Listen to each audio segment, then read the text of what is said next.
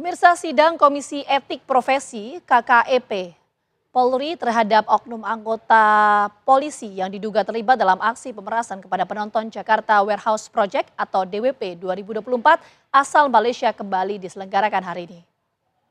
Salah satu yang menjalani sidang etik adalah Kasubdit 3 Direktorat Reserse Narkoba Polda Metro Jaya, AKBP Malvino Edward Justisia. Selain AKBP Malvino, ada 2 lagi anggota polisi dari unit yang sama menjalani pemeriksaan. Sebelumnya pemirsa sudah ada 2 anggota dijatuhi sanksi pemberhentian tidak dengan hormat atau PTDH oleh Majelis KKEP.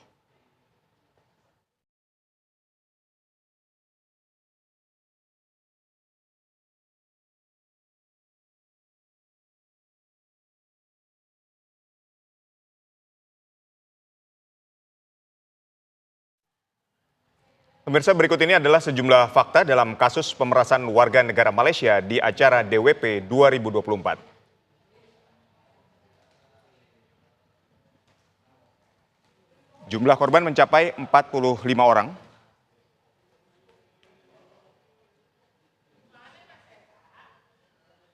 Atasnya Kepolisian RI KBRI Kuala Lumpur menerima aduan korban pemerasan. Pengaduan dilakukan oleh orang tua korban yang datang ke KBRI untuk menanyakan keberadaan anaknya yang saat itu ditahan oleh Polda Metro Jaya dan pengacara serta dimintai uang sejumlah 100 juta rupiah.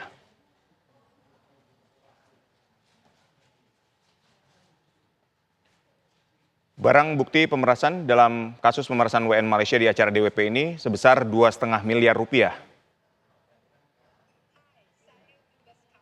Kadif Propam Polri mengungkap 18 oknum polisi terlibat dalam pemerasan warga negara Malaysia di acara DWP. Dires Narkoba Polda Metro Jaya Kombes Pol Donald Parlaungan Simanjuntak dijatuhi sanksi pemberhentian tidak dengan hormat atau PTDH.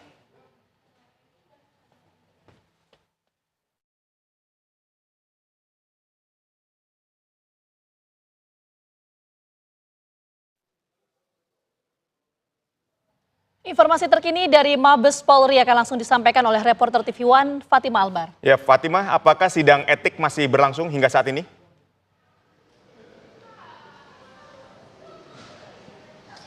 Ya, Ditya, Gina dan juga pemirsa, betul sekali memang hari ini Propam Polri kembali melanjutkan sidang etik terhadap oknum polisi yang diduga melakukan pemerasan terhadap puluhan warga negara Malaysia dalam kasus Jakarta Warehouse Project atau DWP.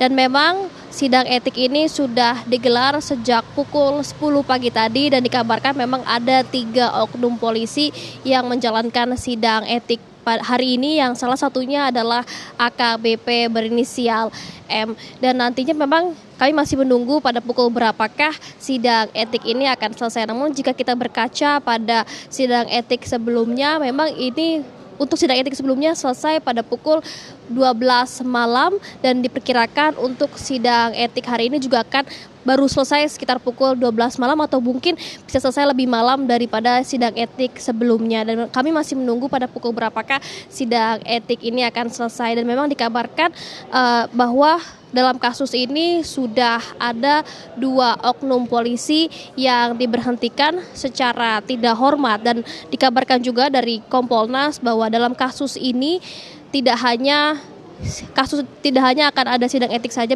bahwa dikabarkan akan ada tindak pidana ataupun diasumsikan atau diduga akan ada naik tingkat dalam kasus pidana. Namun sebelum naik tingkat ke ranah pidana, pihak kepolisian akan menyelesaikan di ranah etik terlebih dahulu. Namun ketika di ranah etik sudah selesai, baru nantinya akan dilanjutkan ke pihak pidana ataupun dilanjutkan ke ranah pidana. Dan seperti diketahui bahwa memang 2 oknum polisi yang sudah diberhentikan secara tidak hormat tersebut melanjutkan ke ranah banding atau melanjutkan banding dari hasil putusan tersebut. Dan untuk hari ini kami masih menunggu keputusan terhadap 3 oknum polisi tersebut seperti apa hasil sidang etiknya. Namun kita berkaca kalau dari putusan sebelumnya memang ada kemungkinan seperti sidang etik sebelumnya, yaitu keputusan pemberhentian secara tidak hormat. Namun sama-sama kita akan menunggu seperti apa hasil sidang etik yang terjadi atau dilakukan pada hari ini. Dan seperti kita ketahui ada 18 oknum polisi yang masih akan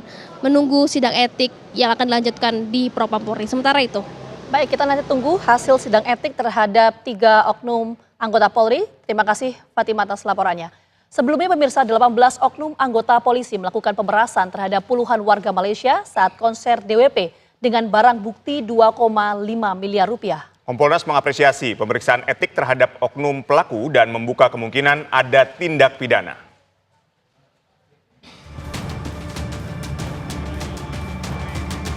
Konser Jakarta Warehouse Project atau DWP yang digelar di JI Expo Kemayoran Jakarta Pusat menyisakan cerita buruk.